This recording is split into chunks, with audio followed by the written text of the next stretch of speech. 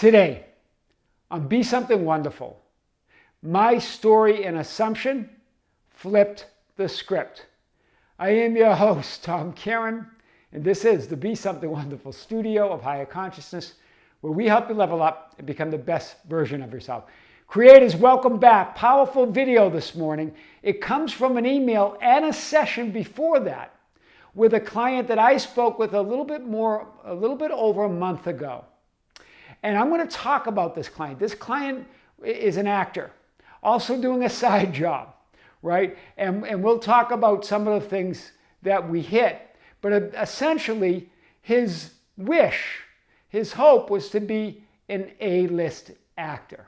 So I'm going to talk about what happened with him in just over a month's time, and how when he created a new story, new inner speech, a new story of who he believes he is, I am that, his whole life changes. The script flipped. So I'm going to talk about that. And just before I get into that, I want to talk a little bit about I saw some comments, a few comments here and there, and some questions from clients. Well, Tom on the channel, well, I know Tom says you don't need processes. Or I know Tom says you don't need to reprogram your mind. I know Tom says you don't need to do anything. And some of that's true, but what am I really saying? I'm not necessarily saying you don't need processes. How can I possibly determine what you need? I'm saying you don't need anything. Okay? And I'm saying that you are the process. I'm not saying you don't need process. I'm saying you are the process. You are the technique. I'm not saying you don't need to reprogram your conscious mind. Your subconscious mind. I can't tell you what you need, right? What I'm saying is that you are the subconscious mind. You are awareness. You are consciousness. That's what I'm saying. I'm not necessarily saying you don't need to do anything. Again, I can't tell you what you need to do or not do. What I'm saying is it's about being, not doing. That being is the doing. Being is that inner movement, is you doing something within. That's what I'm saying. So you can gloss over that and make generalizations and defend your limiting beliefs. But I want to move you, right? Because remember, whenever you believe that you need anything, whether it's a process to reprogram something or to do something, you're putting your fulfillment in the future where it doesn't exist and where you can never reach it. Do you see it? It doesn't exist and you'll never reach it. So I want to talk about this just over a month ago. This client and his whole aura change. He feels like an A-list actor. He acts like one. He looks like one. I want to be an A-list actor. And he also talked about other things, but I'm going to focus on this and his SP, specific person, because this SP happens to be a filmmaker. That's actually for the films that he's involved in, right? So specific person dilemma, he called it a dilemma back then, a month ago, right? No contact at all besides their film premiere that they were planning. This was a film premiere in a month from the time when I first talked with him. And he said when they were together, she seemed to be afraid of him, looking at him in sort of a scary way, or not looking at him.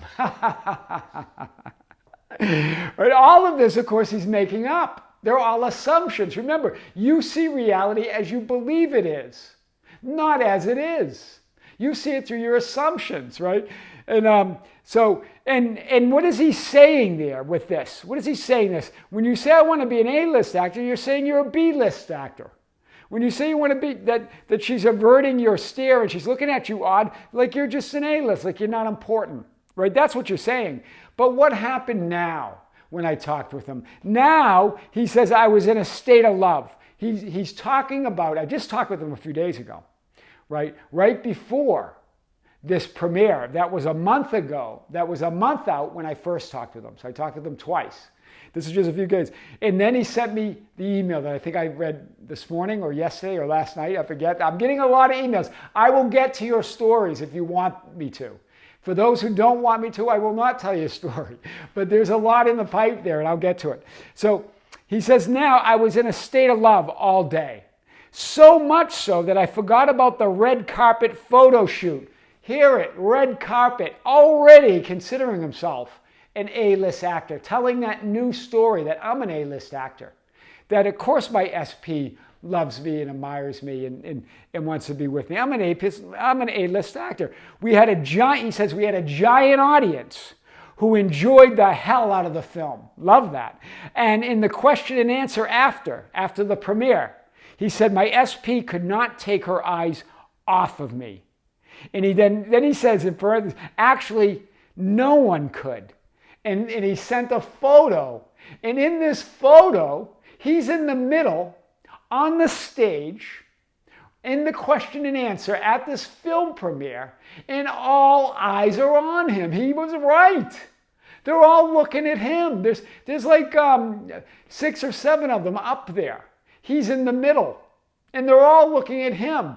In his SP, right? Especially, not avoiding him, not looking at him in a scary way. That's powerful. What changed? You're going to go, Tom, but what about the process? That was the process. He told a new story. He assumed something different. Yes, he was imagining. He's very familiar and very studied in Neville, Goddard, and Eckhart Tolle, and all the spiritual greats. Florence Scovel Shinn. He mentioned them all.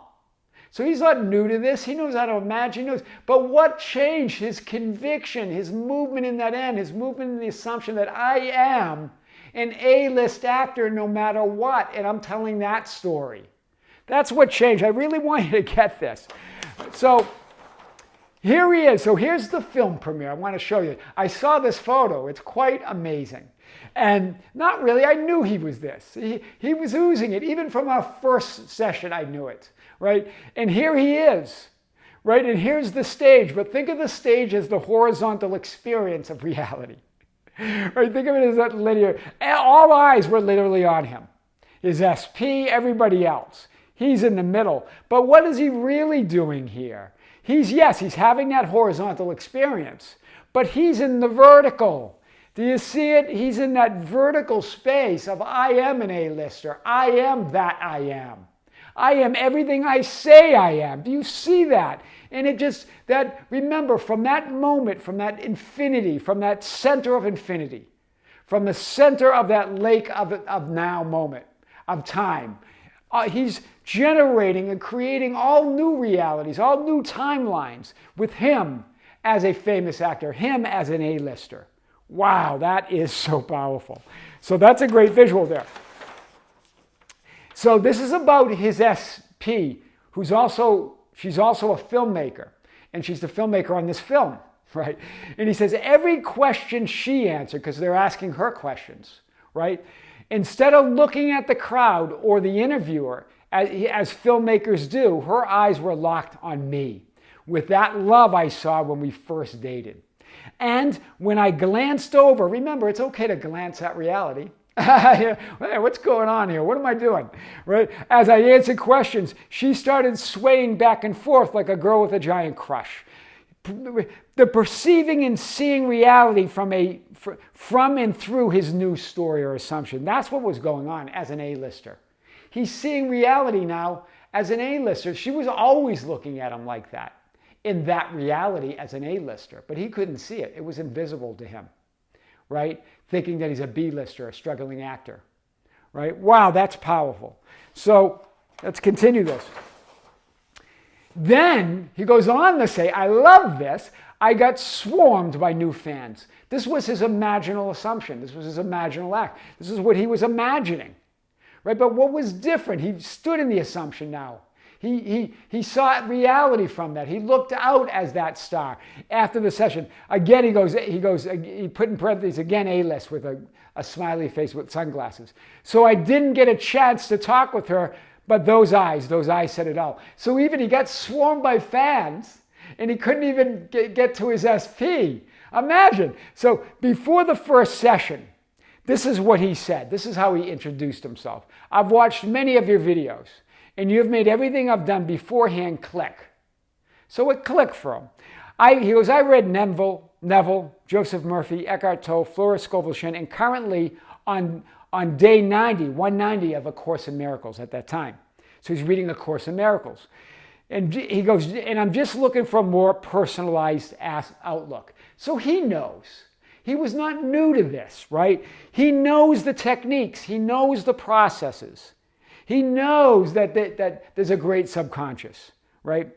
And he imagines and he affirms. But what's the difference then? His awareness that I am the process, I am the techniques, I am that great subconscious.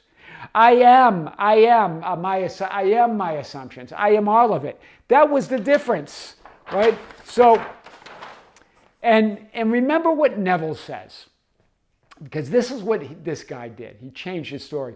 As we control our inner talking, our inner speech, our inner story, our inner image of who we believe we are, what we're saying to ourselves, what we're thinking about ourselves, what we're assuming about ourselves, all of it. Matching it to our fulfilled desires, we can lay aside all other processes, right? Speech is the image of mind. By speech is meant those mental conversations, those assumptions, those mental assumptions we carry on with ourselves. All things are generated out of your imagination by the Word of God. That's the Word of God, the story you tell yourself, right? Who are you? Are you that A-list actor, or are you a B-lister? Which is your own inner conversation, your story? To attempt to change the world before we change our inner talking is to struggle against the very nature of things. Your story is the Word of God. It is everything. It is your entire life experience right now, that story you tell. So tell it as you would like it to be. That's not delusional. That's creating reality. Delusional is to think that there's an objective reality out there that you can't control, that exists apart from you, that exists apart from your story, that exists apart from what you're saying to yourself. Wow, that's powerful. So let's get this. This is what Neville says. The real physical world is actually only an assumptive world. What appears to be solid reality is actually a result of expectations or assumptions. So, and as we were talking in our session just a few days ago, he got it that everything is what he's assuming. Even as he was talking, he goes, oh yeah, that's just an assumption again. It really dawned on him that everything's assumption. It's an assumptive world. You can assume whatever you want. That's your only reality, right? All that you desire and want exists here and now as potential. Both the seen and unseen is potential. Appearing or unfolding as something. So even these conditions that seem solid are just potential. Unfolding as something, but still potential. It's all potential. It's not solid. So both seen and unseen is all 100% potential reality, not reality. And then you just decide how you're going to see it. Like Bashar says, all conditions are neutral. You give them meaning. They're all potential to be what you want them to be or not want to be, but you get to decide. So that's why Dr. Joe Dispenza, you guys know if you've been watching me a while, I use this quote quite a bit, especially in the early videos. If an atom is 99.99999% of energy and 0.00001% physical substance, then I'm actually more nothing than something. This is Dr. Joe, right? But what are we saying? Yes, the 99.9999% is unseen, and that less than 0.1% is what's seen, but it's all potential, even the seen. It's all love, it's all source, and it's all potential that never changes underneath it. It never changes its nature, but its appearance always changes, and that's what you get to decide. So you are more than no thing, you're more no thing than something. Do you hear it? You're more nothing, meaning no particular thing. You're all potential to be many things than you are something. Do you get it? Your potential to be all things. And you are not just mostly potential, you're all potential. That 0.0001% is potential too. And he saw that change right in front of his eyes, right? It's all potential appearing to be something in every moment of now. Every moment of now, that less than 1% appears to be something, but it's all potential, all of it. And that something is always shifting and changing based on what you assume or expect of yourself to be. In other words, the story you're telling yourself, the assumptions you have of yourself and your others and your relationship to the world and reality that you see, right? So I'm never saying you don't need process and techniques. I don't know what you need, only you do. But I'm really saying you don't need anything. And to need anything is to put your fulfillment in the future. It's to put life and God in the future. And God and life do not exist in the future. They only exist now, right? You are the processes and techniques. Your assumptions and expectations are the only reality right now. And this story is your entire life experience right now. Whatever you're saying, questions you're asking, what you're believing, what you're assuming, that's your entire life experience. That's your entire story. You have no past to fix and heal, and no future to wish and hope for. Do you see? You have no past to fix and heal and no future to wish and hope for. It's all right now. They are just simply images and ideas. They are images and ideas either to be lit up and experienced or just allowed to be as one quantum possibility or potential out of an infinite potential or quantum possibilities. Do you see it? Those images, you can leave them or light them up. But either way, they don't exist without you, without your light, without your awareness. Do you see that? Wow. And so that less than 1%, there you are in the center of reality. That's the seen, manifested physical reality. That 99.999% is the unseen, non-physical, unmanifest. Or in other words, not manifested. Unmanifest is all of it, including the dot. Because unmanifest is that eternal now. It's that eternal I am. That includes both the manifested and not manifested. So we're just talking about not manifested and manifested, right? All potential, all source, and all now is this. Appearances are what you judge, assume, and expect them to be. They're not illusions, and they're not delusions. They're just pure positive energy. They're source energy, you deciding what they're going to be, right? You get to decide it all. There's nothing outside of you. You get to decide. You decide, you say what reality is, right? It's not reality until you say so, until you agree with it, right? Shifting, changing form based on what you imagine, assume, affirm, and expect it to be. That's what happened with my client. That was amazing. My story and assumption flipped the script overnight, and I love to say that because he's an actor. So he literally flipped the script. He is A-list for sure. I am your host, Tom Kearin, and this is the Be Something Wonderful studio of higher consciousness, where we help you level up and become the best version of yourself. Creators, thank you. Thank you for being with me. Thank you for liking and sharing and commenting on the videos. Thank you for joining our Facebook group at facebook.com/groups/Be Something Wonderful. Those are the Be Something Wonderful ambassadors, where you can share and ask for insight and guidance from others. Share with and ask for. Thanks for joining our Instagram and Twitter at Tom Kearin and our membership channel. We just released yesterday a powerful video on the membership channel, also one on the public channel. We released 2 videos yesterday. It was a big day. It was a big Sunday. And you can join. There's a link below. If you've joined, thank you. If you haven't, join us. Creators, with great love, with great light, and infinite gratitude. This is Tom with Be Something Wonderful in Las Vegas. We'll see you soon.